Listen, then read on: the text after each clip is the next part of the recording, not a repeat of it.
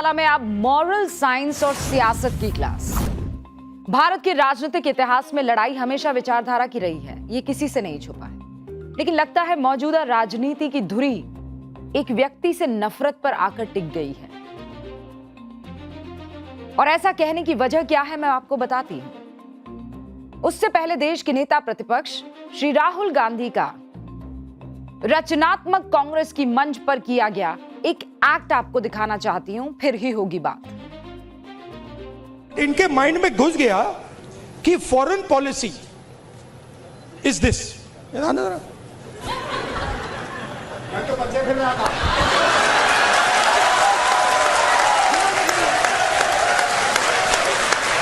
अब पता नहीं किसने डाला, कहां से घुसा कि भाई फॉरेन पॉलिसी का मतलब imagine the ignorance foreign policy. एक चीज पूछ सकता हूं? हाँ, मिलनी समझ के तो नहीं पकड़ा था? I have not reached there yet. इसे कहते हैं दिवालियापन, रचनात्मक होने का दिवालियापन। राहुल गांधी अपने मंच पर एक बयान पर हंस रहे हैं जो सार्वजनिक मंच पर एक नेता को तो कतई शोभा नहीं देता है। लीडर ऑफ ऑपोजिशन को आई एम सॉरी नहीं शोभा देता है। मतलब एक महिला जो अपने दम पर किसी देश की राष्ट्रीय अध्यक्ष बनी है, उसके नाम का इस्तेमाल ऐसे ओछे तरीके से। शर्म आनी चाहिए संदीप दीक्षित जी आपको। आप तो सांसद रह चुके हैं। हालांकि आपसे उम्मीद बहुत ज्यादा इसलिए भी नहीं है कि आप तो सेना अध्यक्ष को भी गली का गुंडा कह देते हैं। लगातार पढ़े लिखे नेता हैं, उस वक्त जोश में होश खो बैठे होंगे, लेकिन आज फिर वही फूहड़ता। राहुल गांधी, आपकी मां इस देश की ताकतवर नेताओं में से एक रही हैं, और आप एक महिला का नाम किसी पर तंज कसने के लिए कैरेक्टर असैसिनेशन करते हुए अच्छा लगता है क्या? राहुल गांधी जी, आप तो नेता प्रतिपक्ष है, दुनिया के तमाम मंच पर जाते हैं। क्या ये छवि बनाएंगे आप? सोशल मीडिया का जमाना है, हर वीडियो एक क्लिक पर पूरी दुनिया में तैरने लगता है। इटली की प्रधानमंत्री जॉर्जिया मेलोनी तक अगर आपका ये मजाक पहुंच गया, जो फूहड़ था, आई एम सॉरी टू से, ये कूल नहीं है। This is not cool. क्या इमेज बनेगी हमारे देश के एलओपी की? प्रधानमंत्री मोदी ने विचारधारा की लड़ाई आपसे अगर लड़ी है तो उसी विचारधारा की लड़ाई लड़िए ना। मोदी से लगातार सियासी हार से आपका गुस्सा ये नहीं है तो और क्या है? और आप दोनों की लड़ाई में किसी महिला को क्यों आप लाने की कोशिश करेंगे? एक महिला आप दोनों की लड़ाई का हिस्सा क्यों बने? आपको क्या हक है? भरे मंच से जब आपको पूरा देश देख रहा है, पूरी दुनिया आपको देख रही है, और आप संदीप दीक्षित की बातों पर मुस्कुरा रहे हैं, हंस रहे हैं, तंज मार रहे हैं, कह रहे हैं I did not reach there. You are a leader and you say I am a different kind of a leader. तो आपको उसी वक्त उनको रोकना चाहिए था, नो मिस्टर, नॉट हियर। आप किसी महिला का अपमान नहीं करेंगे और मैं इसमें भागीदारी नहीं रहूंगा। लेकिन आप तो हंस पड़े, मजाक उड़ाने लगे। एक महिला आपके लिए मजाक की चीज है। कोई मर्यादा नहीं, कोई समझ नहीं। किसी चीज को करने से पहले सोच विचार तो कीजिए। ये तो थिएटर नहीं है ना, आप पॉलिटिक्स में हैं। या फिर पूरी कांग्रेस अब सोशल मीडिया के मीम्स पर आकर टिक गई है। जो मीम्स मिलेंगे, जो मिलेगा उसी को टूल बना लिया जाएगा। नाटक देखना सबको पसंद है। हंसी मजाक फूहड़ता, बड़े लाइक्स मिल जाएंगे, बहुत कमेंट्स आ जाएंगे। लेकिन लड़ाई वोटों की है, आई बॉल कैच करने की नहीं है, लाइक्स की नहीं है, मजे लेने की नहीं है। इस देश को एक नया ऑल्टरनेट देने की है। भारत जैसा देश जो दूसरों को सम्मान देने के लिए पहचाना जाता है, अतिथि देवो भवा, उसकी पहचान आप दूसरे देश की राष्ट्रीय अध्यक्ष को अपमानित करके क्या बदलना चाहते हैं? वो भी तब जब उस महिला प्रधानमंत्री का कोई वास्ता ही नहीं आपके सियासी खेल से। हद है। आज के दिन की ये दूसरी कहानी, अब पहली वाली भी आपको दिखाती हूं और फिर मैं इस पर बात करूंगी। वो तमाम महिलाएं कहां हैं जो महिलाओं के साथ किसी तरह का असम्मान हम नहीं बर्दाश्त कहेंगे कहती हैं? वहां पर इस फुहड़ता पे हंसी उड़ाने वाली उन तमाम महिलाओं को भी आज गिरेबान में झांक कर देखना होगा। जिसकी जब मर्जी होगी वो किसी भी लड़ाई में महिलाओं के ऊपर तंज कस के, फप्तियां कस के, मजाक उड़ाकर उसे लगता है वो कूल बन जाएगा। I am sorry, this is not cool. और अब आपको एक और तस्वीर दिखाती हूं। 56 इंच का छोटा बंदर, 56 इंच का छोटा बंदर, जल्दी आओ सदन के अंदर। 56 इंच का छोटा बंदर, जल्दी आओ सदन के अंदर। 56 इंच का छोटा बंदर, जल्दी आओ सदन के अंदर। 56 इंच का छोटा बंदर, जल्दी आओ सदन के अंदर। 56 इंच का छोटा बंदर, जल्दी आओ सदन के अंदर। 56 इंच का छोटा बंदर, जल्दी आओ सदन के अंदर। 56 इंच का छोटा बंदर। नारेबाजी सुनी आपने? नारे लगाने वाले चेहरों को देखा आपने? विपक्षी सांसदों की भीड़ है। संसद के मॉनसून सत्र का समापन आज मदारी का खेल बन गया बॉस। इनके शब्दों पर, इनके नारों पर अब गौर करने की जरूरत है। मर्यादा की हद होती है। दायरा तोड़ रहे हैं जनता के भरोसे का, संसद की गरिमा का। यह विरोध प्रदर्शन नहीं है, ओछापन है, सस्ता प्रदर्शन है जिसकी संसद में जगह नहीं होनी चाहिए। ये जनता से जुड़े उन मुद्दों की सीधे सीधे लिंचिंग है जिनके लिए इन्हें सदन में मौजूद रहकर सरकार से चर्चा करनी चाहिए थी। आंखों में आंखें डालकर पूछना चाहिए था जो भी सवाल इनके मन में था जनता को लेकर, जंतर मंतर पर हुई लाठीचार्ज को लेकर। आप जरा सुनिए क्या कह रहे हैं संसदीय कार्य मंत्री किरण रिजिजू। 11 बिना चर्चा के पारित हुए, एक चर्चा हुए। Total bill 12। लोकसभा में एक बिल में चर्चा हो पाई और 11 में चर्चा नहीं हो पाए। राज्यसभा में पूरा बिल पे चर्चा हुई। सिर्फ ओपोजिशन के कांग्रेस पार्टी और कुछ लोग भाग नहीं लिया और कुछ ओपोजिशन पार्टी हिस्सा लिया। संसद का मॉनसून सत्र क्यों बर्बाद हुआ? दोनों सदनों में सिर्फ 12 बिल ही पास हुए।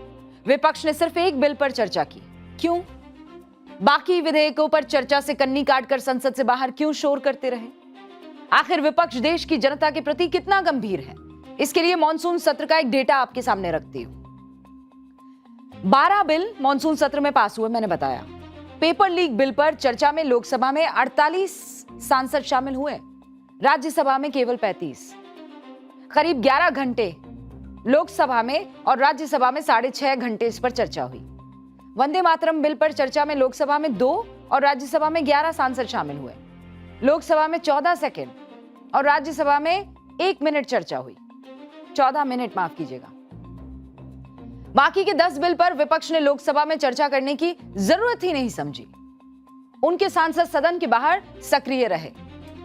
कभी चंदा चोरी में भोंडा प्रदर्शन करते हुए, पुजारियों का मजाक उड़ाते हुए, आस्था को चोट पहुंचाते हुए, तो कभी बंदर अंदर पता नहीं क्या क्या करते हुए। राज्यसभा में इन 10 बिलों पर चर्चा के लिए विपक्ष के कुछ सांसद शामिल हुए, लेकिन उनकी अधिकतम संख्या 33 रही। सुप्रीम कोर्ट के जजेस वाले बिल को तो आप छोड़ ही दें। बाकी बिलों पर चर्चा में विपक्षी सांसदों की संख्या कभी 20 का आंकड़ा पार ही नहीं कर पाई। बताइए, ये जनता के प्रति कैसी जवाबदेही है? आज किरण रिजिजू जब देश के सामने ये तथ्य रख रहे थे, तब संसद के बाहर डुगडुगी बजाई जा रही थी, मीडिया को इकट्ठा किया जा रहा था। इस वीडियो में हाथ में मंकी टॉय, वो सॉफ्ट टॉय है, उसे लेकर नारेबाजी करवा रहे हैं। सांसद महोदय को आप बहुत गौर से देखेंगे तो पहचान ही जाएंगे। कांग्रेस नेता पवन खेड़ा है, कर्नाटक कोटे से राज्यसभा भेजे गए, अभी नए नवेले नेता विपक्ष की कोर टीम के सदस्य माने जाते हैं। तो क्या यह प्रदर्शन किसी के ईगो को सैटिस्फाई करने के लिए था? इसी झुंड में आपको शिवसेना यूबीटी के सांसद संजय राउत, एनसीपी शरद पवार की नेता सुप्रिया सुले भी दिखेंगे। लेकिन उन्होंने मदारी वाले इस खेल को ना कहा, ना तो हाथ में खिलौना बंदर लिया और ना ही पवन खेड़ा के इशारों पर नारेबाजी की, बल्कि जल्दी ही इस प्रदर्शन से वो बाहर निकल गए। 56 इंच का छोटा बंदर कब आएंगे सदन के अंदर, ये सवाल है पूरे देश का। 56 इंच का छोटा बंदर कब आएंगे सदन के अंदर, ये सवाल है पूरे देश का।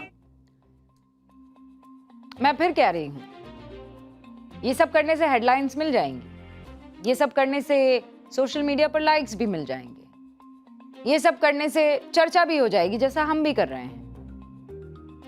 लेकिन असल मसला तो ग्राउंड का है ना, वोटों का है। और ये सवाल आपको पवन जी अपने तमाम साथियों के साथ पूछना होगा, ये सब करने से क्या वोट मिल जाएंगे? क्योंकि ये सब तो आयशा के छात्र भी करते हैं, डपली लेते हैं हाथ में, और ये तो हमने जंतर मंतर, ये कोई नया नहीं है, ये सस्ती कॉपी है। खास तौर से टूल किन्हें बनाया गया? पहली बार संसद पहुंचे सदस्यों को शायद दिमाग में रहा होगा कि अगर देश भर से तीखी प्रतिक्रिया आएगी तो इनके नाम पर बात घुमा देंगे, प्रधानमंत्री से इनकी नादानी भी माफ करने की अपील कर देंगे। यहाँ बीजेपी सांसद गिरिराज जो बात कह रहे हैं वो भी आपको गौर से सुननी चाहिए। देखिए, ये दुर्भाग्यपूर्ण है। ये काम तो हम भी कर सकते थे। राहुल गांधी का कुछ पुतला लेकर के दिखा सकते थे, सोनिया गांधी का या फिर किसी और का उनके, लेकिन ये नीचता की हद है। हालांकि गिरिराज सिंह कई बार ऐसे बयान देते हैं जो खुद कंट्रोवर्सी में पड़ते हैं, लेकिन आज जो बात कह रहे हैं कि अगर हम कर लेते तो अच्छा है। गिरिराज सिंह ने यह बात साफ कर दी, क्योंकि संसद परिसर में मदारी वाले प्रदर्शन पर देश सन्न है और टीम राहुल अपनी पीठ थपथपा रही है। इसे रचनात्मक कांग्रेस प्रकोष्ठ का अभियान बता रही है, जिसके अधिवेशन में राहुल गांधी ने यह दावा किया कि अर्थव्यवस्था, रोजगार, गरीबी, असमानता, पर्यावरण, विकास, विस्थापना, प्रदूषण, शिक्षा, स्वास्थ्य, न्याय, अधिकार, संस्कृति और शोध जैसे जनता के हर मुद्दे पर लंबी चर्चा की गई। और वो चर्चा में आप देख रहे थे किसी दूसरे देश की राष्ट्रीय अध्यक्ष का ऐसे गले लिपट के कैसे मजाक उड़ाया जा रहा था।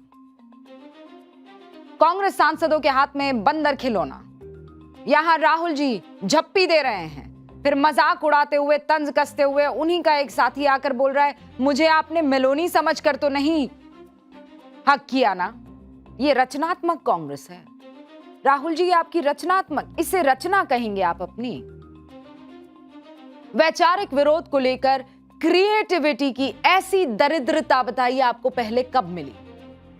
सड़क पर होने वाले प्रदर्शन को लेकर संसद परिसर में पहुंच जाना कहां की मैच्योरिटी है? ये नारे तो एक खास विचारधारा के छात्र संगठनों के थे ना, इसकी सस्ती कॉपी फिर कह रही हूं। ये तो लेफ्ट गैंग का टूल किट कहते हैं ना आप लोग। हाथ में डफली, जुबा पर गाली, अपने ही विवादित नारों पर ताली।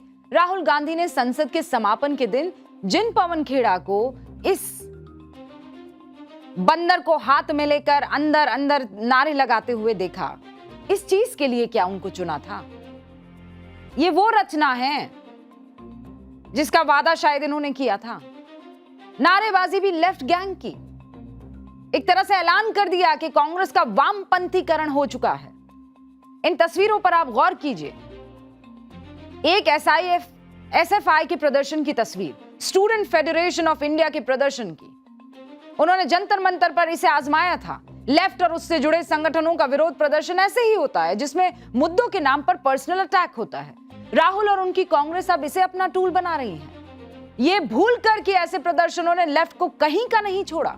जेएनयू जैसी यूनिवर्सिटीज जो लेफ्ट का गढ़ हुआ करते थे, वहां भी ऐसे प्रदर्शनों की गूंज अब ठंडी पड़ गई है और राहुल जी इसे फ्रंट फुट पर खेल रहे हैं।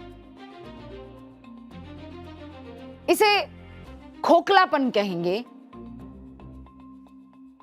वो तमाम लोग जो आपसे वैचारिक लड़ाई लड़ रहे हैं। क्या आपको अपने विरोध प्रदर्शन के लिए इतना कम अटेंशन मिल रहा है कि खिलौने के बंदर और उधार के नारों की जरूरत पड़ गई? भारत तो वो देश है जहां महाभारत की कहानी सुनाकर बच्चों को सिखाया जाता है कि बोली का महत्व क्या होता है। इस मॉनसून सत्र में पप्पू यादव ने भी, आपने देखा किस तरीके से हिंदू धर्म की आस्था का मजाक उड़ाया। समाजवादी पार्टी के रामगोपाल यादव को अच्छा नहीं लगा और आज विपक्ष के सांसद जो कर रहे थे उस पर उनके ही सहयोगी बचाव कर रहे थे, बचाव इनफैक्ट नहीं कर पा रहे थे। आप सुनिए धर्मेंद्र यादव। आज जो प्रदर्शन किया गया, बंदर लेकर आया गया, जिस तरह के नारे लगाए गए, के बारे में मैं इसलिए कुछ नहीं कह सकता हूं क्योंकि मेरी पार्टी का एजेंडा ये था, वो शायद कांग्रेस के साथ ही लाए थे। बेहतर हो आप उनसे पूछेंगे तो वो बेहतर डिक्टेट करें। संसद परिसर में जब विपक्षी सांसदों की विवादित नारेबाजी चल रही थी, पवन खेड़ा जब हाथ में बंदर लेकर तमाम तरीके के नारे दे रहे थे, तो मौके पर मौजूद मीडिया कर्मी ये बताते हैं कि वहां से प्रियंका गांधी गुजरते हुए जब इसे देख रही है तो वो इशारा करती हैं कि डोंट डू इट, या मुझे हिस्सा मत बनाइए, क्योंकि नोबडी नोज वो क्या कहना चाहती थी, लेकिन उनका इशारा जो था ऐसे नकारात्मक था। सोशल मीडिया पर प्रियंका गांधी का एक बयान भी उस वक्त चल रहा था, उसकी 2 लाइनें आपको सुना देती हूँ। इनकी जो एकदम मतलब ये जो मानसिकता है उसका प्रदर्शन है कि बीजेपी की विचारधारा क्या है, आरएसएस की विचारधारा क्या है। इसका खंडन होना चाहिए, प्रधानमंत्री जी को इसका खंडन करना चाहिए और माफी मांगनी चाहिए। उन्होंने कहा कि ये मानसिकता उनकी मानसिकता का प्रदर्शन है। उनके हाव भाव से लग रहा था कि उनको पसंद नहीं आ रहा ये जो बयान वो दे रही है। एक बार की तो मैं भी चौंक गई, लगा कि वो संसद परिसर में मदारी वाले खेल पर बोल रही हैं, लेकिन अगले ही पल मेरा भ्रम मिट गया। सोशल मीडिया में खबर थी कि प्रियंका ने नारेबाजी सुनी तो इशारे में मना कर दिया। उसके बाद ऐसा लगता कि प्रियंका गांधी ने इस पर बयान दिया, लेकिन ये बयान तो एक दूसरे ही हिस्से का था। प्रियंका गांधी का ये बयान कांग्रेस के मदारी वाले खेल पर नहीं था, वो पीएम से माफी की मांग कर रही थी। मामला दलित अपमान का था। कांग्रेस पार्टी के अध्यक्ष मल्लिकार्जुन खड़गे से जुड़ा हुआ वो मामला था। मल्लिकार्जुन खड़गे ने आज ट्वीट करके बताया कि उत्तराखंड में हल्द्वानी के जिस रामलीला मैदान में 5 अगस्त को उनकी सभा हुई थी, वहां हवन किया गया, उसका शुद्धिकरण किया गया और यह बीजेपी प्रायोजित था। इस मामले में आरोपियों पर छुआछूत कानून के तहत कार्रवाई होनी चाहिए, उनकी गिरफ्तारी होनी चाहिए। यह मल्लिकार्जुन खड़गे का बयान था, जिस पर प्रियंका गांधी की यह तीखी प्रतिक्रिया थी। लेकिन अगर आप उसे एक बार फिर सुनेंगे तो आपको इस बात का एहसास हो जाएगा कि किसी भी तरह का भोंडापन, किसी भी तरह का ऐसा काम जो कि सामाजिक लेवल पर शोभा नहीं देता, उस पर ऐसे ही बयान आने चाहिए। बीजेपी इस पर साफ कर चुकी है कि जिन लोगों ने, जिन संगठनों ने वहां पूजा की, उससे हमारा कोई कनेक्शन नहीं है। वो सनातनी संगठन हो सकते हैं, उन्होंने अपनी धार्मिक मान्यताओं के मुताबिक वहां पूजा की होगी। लेकिन बड़ा सवाल तो यह है कि अगर मामला 8 अगस्त का है तो फिर 13 अगस्त यानी संसद के समापन के दिन खड़गे उसे क्यों मुद्दा बना रहे हैं, प्रियंका उसे क्यों तूल दे रही हैं? दलित पॉलिटिक्स। सवाल यह है कि प्रधानमंत्री नरेंद्र मोदी, जिनके नाम पर तरह तरह के प्रदर्शन ये लोग कर रहे हैं, क्या वो इस तरह का विक्टिम कार्ड नहीं खेल सकते? सवाल यह है कि क्या संसद में नीट लाठीचार्ज की चर्चा से भागने के बचाव में ये सब किया जा रहा है? दलित पॉलिटिक्स के आज के सबसे बड़े मुद्दे से कांग्रेस के साथ साथ समाजवादी पार्टी ने भी पल्ला झाड़ दिया, जो पीडीए की राजनीति का दावा करते हैं। प्रियंका गांधी खड़गे जी का दुख तो प्रकट कर रही हैं, लेकिन उनकी जबान से राजस्थान के दंडावास केस को लेकर एक शब्द तक नहीं फूटा है। 14 मई 2015 को राजस्थान के नागौर जिले के दंडावास गांव के वहां जमीन विवाद में 5 दलित समेत 6 लोगों को ट्रैक्टर से कुचलकर मार दिया गया। 11 साल बाद कोर्ट से उसका फैसला आया इसी 5 अगस्त को, जिसमें स्पेशल कोर्ट ने सभी आरोपियों को बाइज्जत बरी कर दिया था। दलित समाज तभी से लगातार मांग कर रहा है कि यह मुद्दा संसद में उठे, यह मुद्दा संसद में विपक्ष को उठाना चाहिए। और सरकार को भी उठाना चाहिए, लेकिन हम ऐसा कब करेंगे? हमें तो फुर्सत ही नहीं है बंदर अंदर और मेलोनी वाले ड्रामे से। यह मुद्दा मायावती की पार्टी बीएसपी ने जरूर उठाया। बीएसपी के एकमात्र सांसद रामजी गौतम संसद के संज्ञान में वो ये बात लेकर आते हैं। कांग्रेस को संसद में ड्रामेबाजी और ये मदारी का खेल दिखाने से फुर्सत अगर मिलती तो दलित समाज से जुड़े इस महत्वपूर्ण केस पर जरूर उनका ध्यान जाता। और इसलिए यह भी समझ आ रहा है कि उत्तराखंड में खड़गे के कथित अपमान का मुद्दा और कुछ नहीं, जनता के सामने विक्टिम कार्ड का नया दाव है, ताकि मॉनसून सत्र बर्बाद करने का सवाल पूछा ही ना जाए, नौटंकी के नाम पर बड़े बड़े मुद्दे छिप जाए। 20% से कम काम हुआ है, इसकी जवाबदेही बताइए किसकी है? यह सवाल मैं आपके सामने छोड़ जा रही हूं। और चलिए अब अगले चैप्टर का रुख करते हैं।